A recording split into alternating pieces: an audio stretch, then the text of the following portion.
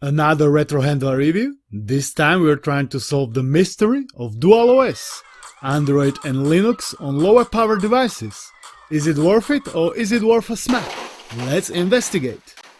Why I was so intrigued by this is because the company is selling the exact same product, one with Linux only and the other more expensive one with the option to boot into Android as well. The price difference is about $20 and all the specs are exactly the same.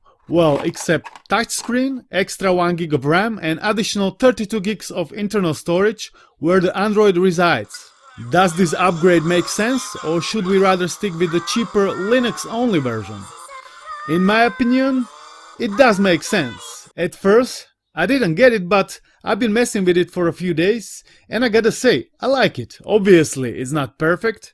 There are some pros and cons like with every machine, so let's look at those. The biggest benefit is of course the ability to play Android games, on top of all the other Dreamcast, N64, PSP and DS emulators. And even though the chipset they have used is quite old now, it is not as weak as you might think. It can run native Android port of GTA San Andreas perfectly fine, Hollow Knight and Cuphead no issues at all. The biggest downside is that you don't have Google Play Store, at least not straight out of box. Luckily, there are some YouTube videos that can help you with that, so the biggest downside can be quickly solved in about 10 minutes. With access to Play Store, it is much more hassle-free, much more convenient, even though you still need to sideload some apps when they are not available on the Play Store. There is also a built-in app for remapping the buttons, cause many Android games do not support physical controls. The app is easy to use and it's pretty functional. Also huge thanks to GoGameGeek for sending this product for honest review. Check their website with a lot of cool gadgets, link is down below. My device is Anbernic RG353V. There is also 353M and 353P. They have pretty much same specs, but different button layout. Mine is Gameboy vertical style, but I would much rather prefer something with buttons at the side, cause here the joysticks are very low. They are still fairly easy to use, but it takes some getting used to. D-pad and face buttons are good. Shoulder buttons are not great, but still usable. If you own RG35XX, it is basically same size. This one is a bit taller. The buttons have also basically same layout, but they have added joysticks at the bottom and a stronger chip. Displays are also almost identical, I would say. 4x3, 3.5 inch, 640x480 resolution. Ideal for all the emulation. Quality and viewing angles are also very good. Also, I don't really understand these transparent colors. I mean, it's not as bad. Mine is transparent purple, but you can't see much in there. So I'd much rather have it in this classic gray colorway.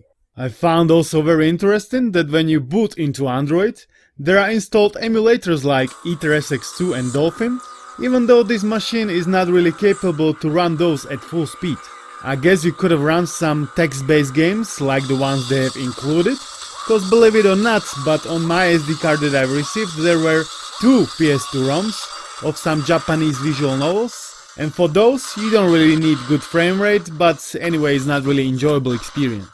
Out of curiosity, I've tried Burnout 2 on Dolphin and it was running way better than I expected.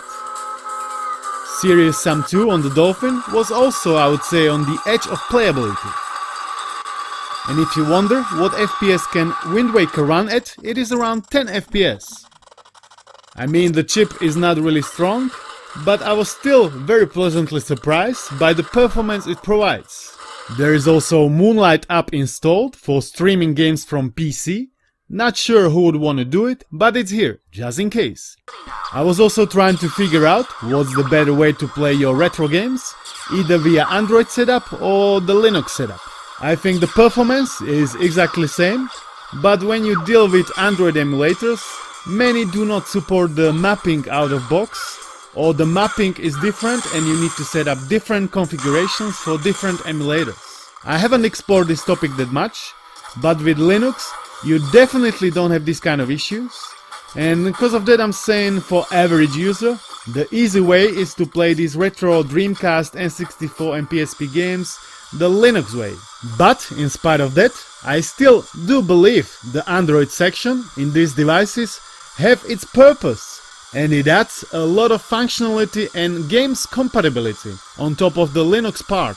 Cause there are plenty great native Android games that can run absolutely fine even on this chip. You certainly won't be able to play PUBG or other recent games. I've installed it and yeah, it needs more horsepower of course. But as you can see, Grand Theft Auto San Andreas, GTA 3 and Vice City are running flawless. And in my honest opinion, this single package makes this Android experience worthwhile. The basic Linux version of this device starts at $90 and with the Android on top of it, it starts at $110.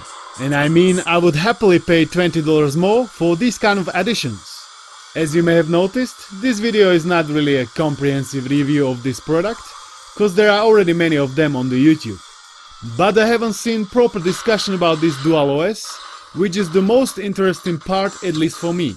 I've made few other videos with this exact chip, where I tested other games, check them out in the right corner. Powkiddy RK2023 has same chip, but only 1 gig of RAM instead of 2 gigs. Powkiddy X55 has exact same specs, but it has shitty firmware, so it lags behind. This Anbernic came with, I believe, Arc OS installed out of box, so the performance is as good as it gets, with basically no tweaks whatsoever. Overall solid device, I like it, especially the Android concept. It is very intriguing, certainly worth considering. I also like it can charge rapidly, and the mono speaker sounds better than expected. I don't like the vertical setup though, I would rather have buttons and joysticks at the sides. There is also HDMI output on the top, which might come in handy. Price to performance to functionality to enjoyability ratio is up there alongside other similar products. So as always, it is up to you to know what exactly you're looking for. Check GoGangGig website for other similar handhelds like Mu Mini Plus or RG35XX. Thanks to members for support, thanks to you for watching, peace out.